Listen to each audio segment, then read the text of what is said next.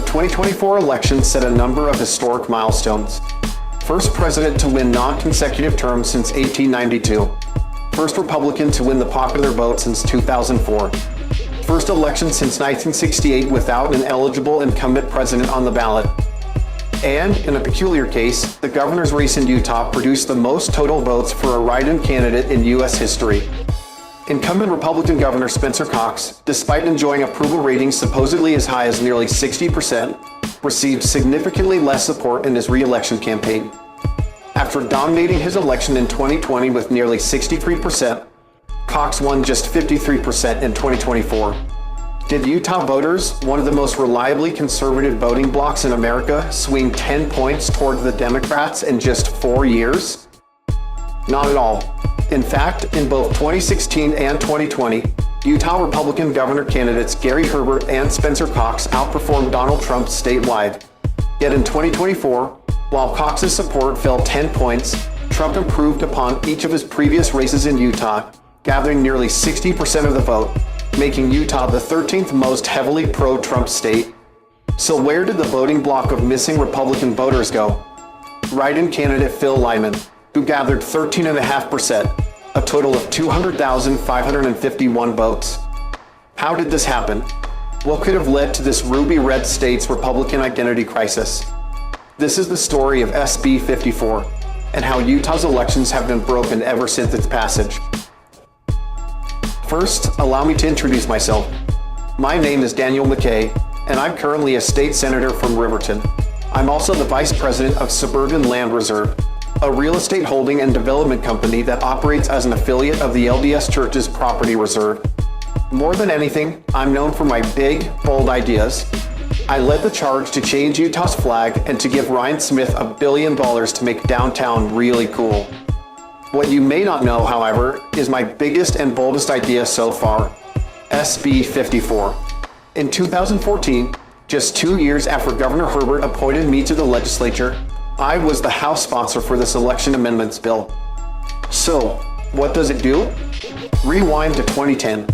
Across the country, Americans came out to demonstrate their unhappiness with the government's role in the recent financial crisis and frustrations with Obama's leadership. At the ballot boxes, voters were making these frustrations heard, punishing elected officials who were seen as too pro-government. Utah Senator Bob Bennett was one of these officials. Bennett was critical to the passage of TARP, the $700 billion bailout for failing financial firms. By the time the Republican convention rolled around in 2010, delegates and voters were not happy with him.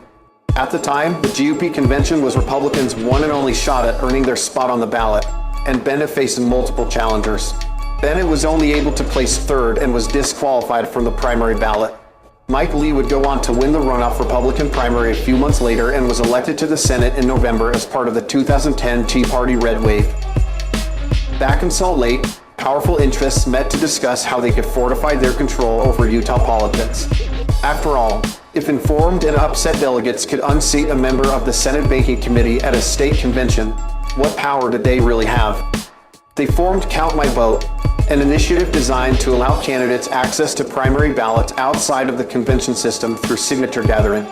Its leaders and sponsors included Gail Miller, Mitt Romney, Mike Leavitt, the Huntsman Corporation, Sinclair Companies, the Sandy Chamber of Commerce, and dozens of other individuals, companies, and LLCs. With the prospect of a well-funded ballot initiative threatening to completely upend Utah's voting system, legislative leaders got to work cutting a deal with Count My Vote. That's where I come in. I was the House sponsor of SB54. The bill changed the party nominating process by mandating 2 paths for candidates to access the primary ballot: the existing caucus convention system and a new signature gathering option. The existing path required candidates to campaign at the state convention and place in the top 2 for delegate votes to advance to the primary. If you received 60% or more delegate support, you won the nomination outright. Remember that 60% figure later. If you get 60% of those delegates, you're the nominee, period. End of story. Okay? That's it. The new path allows candidates to gather signatures from registered voters who want to see them on the primary ballot. Candidates seeking nominations for statewide office need 28,000 verified signatures from voters registered as that party. For Congress, you need 7,000. State Senate 2000, and State House 1000. Collected signature packets are then submitted to the Lieutenant Governor for counting and verification. Unmatched signatures are thrown out from the count, and signatures that appeared on multiple candidates' packets are counted by whichever campaign submitted their packet first. Now, instead of having to campaign to party delegates, who can be notoriously informed and politically active, candidates can now campaign for signatures from all registered party voters. Even better, you can simply change your party registration if you want to support a candidate. For example, if you were a registered Democrat, you could change your registration to Republican to help get a more moderate candidate you like onto the Republican primary ballot.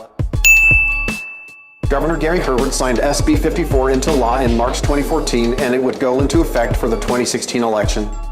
Obviously, if signatures were being counted on a first-come, first-served basis, it was critical for candidates to collect and submit as many signatures as fast as they could. Additionally, the short deadline for submissions and the total number of signatures required all were problems candidates had to face. Enter signature gathering firms. Hi, Billy Mays here. Does the idea of personally collecting signatures by talking to voters freak you out? Are you short on campaign volunteers willing to collect signatures on your behalf? No need to worry, because now you can pay a company to collect signatures for you. That's right. For the low price of $147,000, a little over $5 per signature, you can pay firms like Gather, In the Field, and many others to send people door to door and collect the signatures your campaign needs. And if there's one thing Utah excels at, it's going door to door. Now, this may sound expensive, but think about the potential return on investment.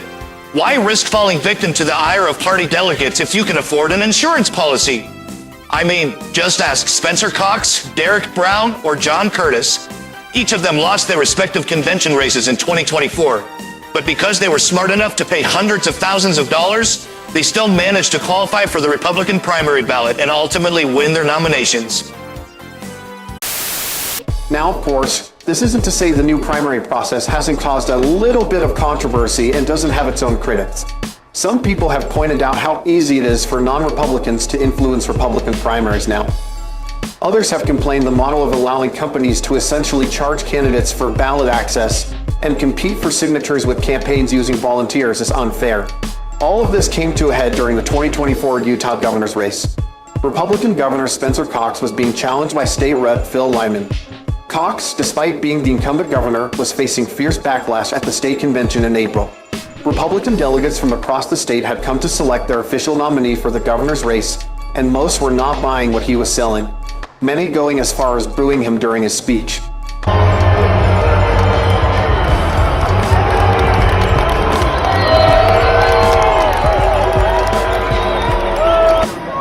I love you guys. Lyman, who campaigned as a more conservative alternative to Cox, won the party's nomination with 67% of the delegate support. Remember that 60% mark I mentioned earlier? Prior to SB54, this would have meant Lyman won the nomination outright, skipping a June primary runoff.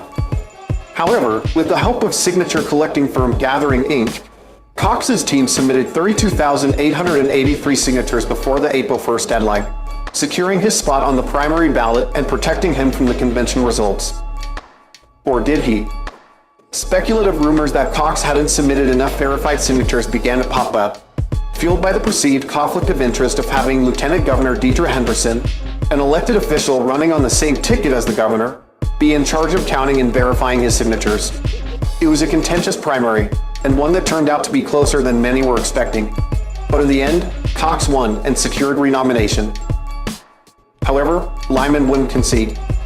During the campaign, it became known there was an active investigation in Washington County against Gather when Lyman's team and other voters petitioned the Lieutenant Governor's office to view Cox's signature packets. They were denied or given records that had up to 40% of their signatures redacted. The Lyman campaign filed a lawsuit in an effort to force an audit of Cox's verified signatures. The Lieutenant Governor's office advised county clerks that cast vote records and other election materials are not public records. Referendums and initiatives, those signatures can be public record. But GOP nominating petitions, those are top secret.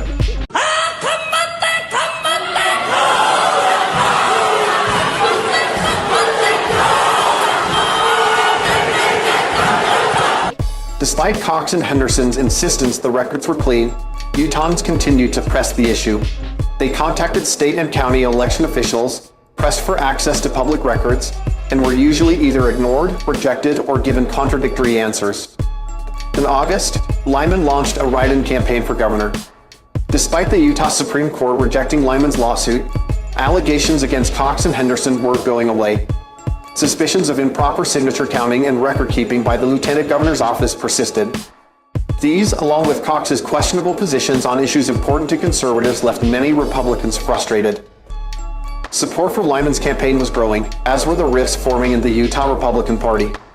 On September 3rd, just hours before the filing deadline, Richard Lyman and his mom Carol filed a last-minute write-in campaign because, in her words, "I've always been proud of my name and the negativity of his campaign is causing me real embarrassment. Richard and I talked about it and decided to run so that we had a candidate we could feel good about voting for because we don't feel good about voting for Cox or Phil Lyman." This was a massive problem for the Phil Lyman campaign. They had confirmed with the LG's office that votes written in simply as Lyman would be counted towards Phil. However, with Richard Lyman and his mom now official write-in candidates, questions quickly arose. What would happen to simple Lyman votes? Would they be thrown out? Would they be counted in favor of whichever Lyman the lieutenant governor liked best? Days later, text messages emerged alleging the Cox campaign reached out to Richard Lyman, offering him $1,000, a steak dinner, and helping him set up a fundraising account in an effort to confuse voters and pull support away from Phil Lyman. Richard and Carol Lyman and the Cox campaign denied the allegations. On October 16th, Phil Lyman filed a lawsuit against Richard and Carol Lyman. A week later, Richard and Carol formally withdrew their write-in candidacy. The lieutenant governor's office sent an email to Utah voters informing them of the status of the Lyman's candidacy. Although this email was sent in accordance to Utah state law, some voters expressed confusion, unaware there was ever a second Lyman write-in option to begin with. Voters simply associated Lyman with the write-in campaign, so to them, this email appeared to say that no write-in candidate with the name Lyman would be counted at all. The unending shenanigans, allegations, lawsuits, and tomfoolery surrounding the election, both in Utah and in the presidential race, left people feeling exhausted and just ready for it to be over. But on November 5th, voters showed that as exhausted as they were, many were more exhausted with those already in charge. Trump won back the White House from the Democrats. The GOP flipped 4 seats and retook the Senate, and they even managed to hold control of the House. In Utah, Trump got 59%, his highest in 3 elections. Elsewhere across the state, Republicans won 69.7% of the total vote in the state House and 68.6% in the Senate. Statewide Republicans performed strong as well. Spencer Cox's 52.9% victory in the governor's race wasn't just 10 points lower than his support in 2020. It was the first time a Republican governor got less than 60% since 2004, and the lowest total vote share since 1992. Phil Lyman's write-in campaign collected a total of 200,551 votes, the most total votes for a statewide candidate in U.S. history, surpassing Lisa Murkowski and Strom Thurmond. Although Lyman wasn't ultimately successful, the fact that a population of Utah voters bigger than Salt Lake City were willing to write in their vote against the incumbent governor was certainly alarming to those in the governor's circle. In fact, despite defeating Lyman at the ballot box in November, Cox has been unable to put an end to the signature gathering allegations. 11 individuals have been charged with forging or obtaining invalid signatures. Those charged allegedly signed voters' names on packets themselves and obtained signatures from spouses or family members of voters. So who knows? Maybe we'll get rid of SB54. Or maybe we won't. For what it's worth, I've said it was a mistake passing it, so you take him out at me.